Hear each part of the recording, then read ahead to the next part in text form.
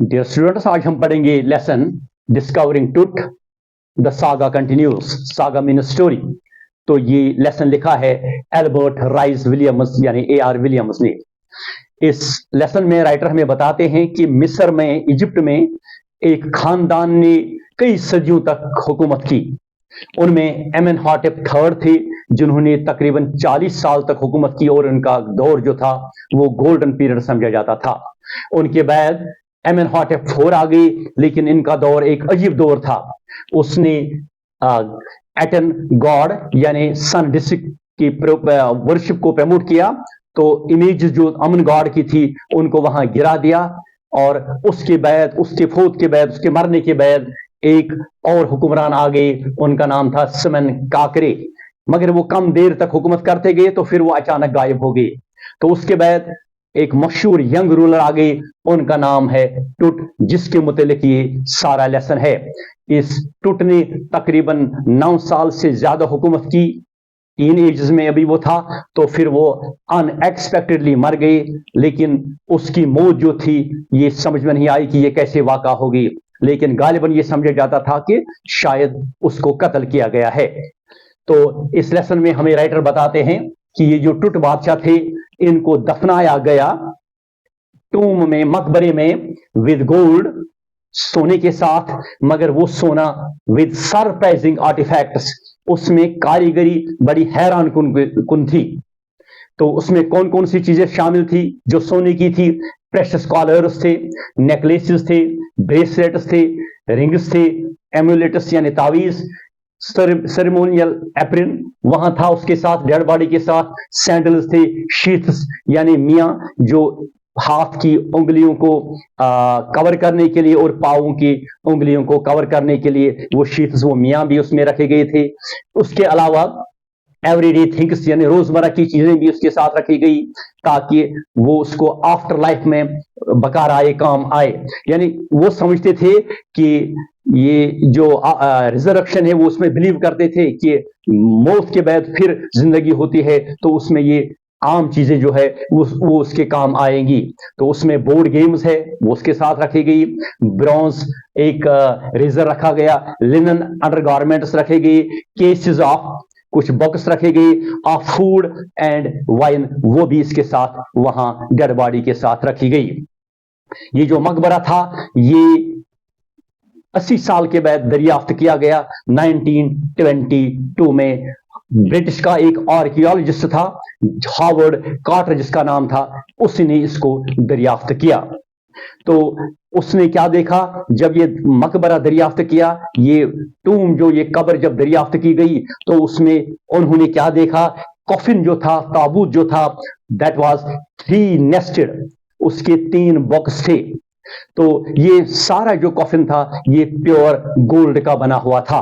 तो फर्स्ट वाले, इस पहले जो ताबूत में क्या था, वहां एक श्राउड था, कफन था, डेकोरेटेड विद गार्लैंड्स, मालाओं से वो सजाया हुआ था।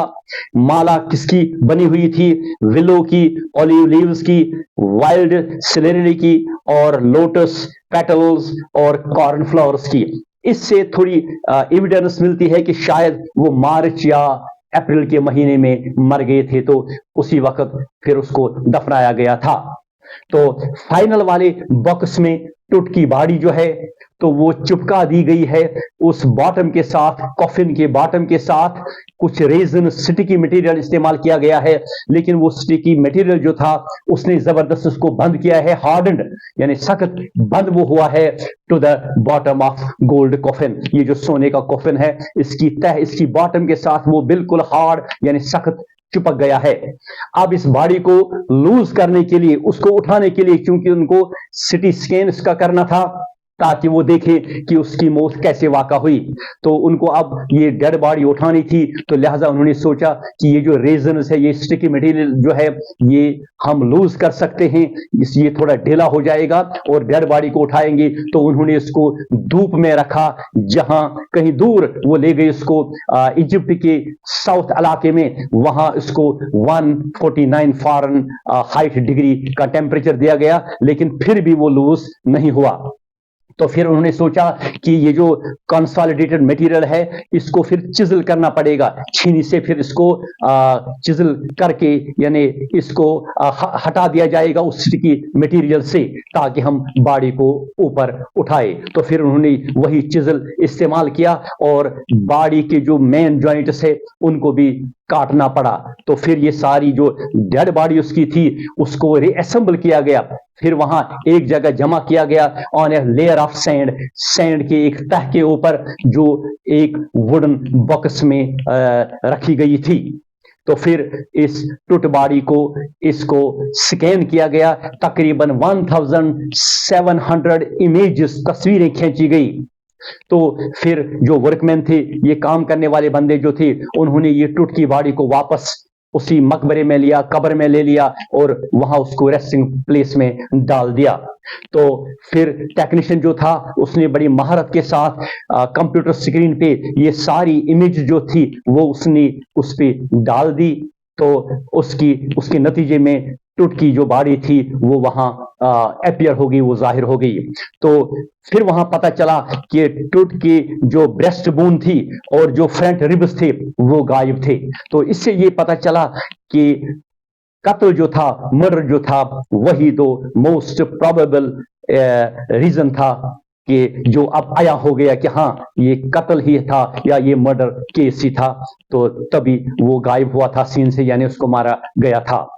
तो ये है इंफॉर्मेशन इस लेसन के मुतालिक जो AR विलियम्स ने लिखा है, discovering truth the saga continues. ये पॉइंट्स जो है ये डेवलप करके आप लॉन्ग आंसर भी बना सकते हैं या शॉर्ट आंसर, इनको डेवलप करके आप आसानी से बना सकते हैं।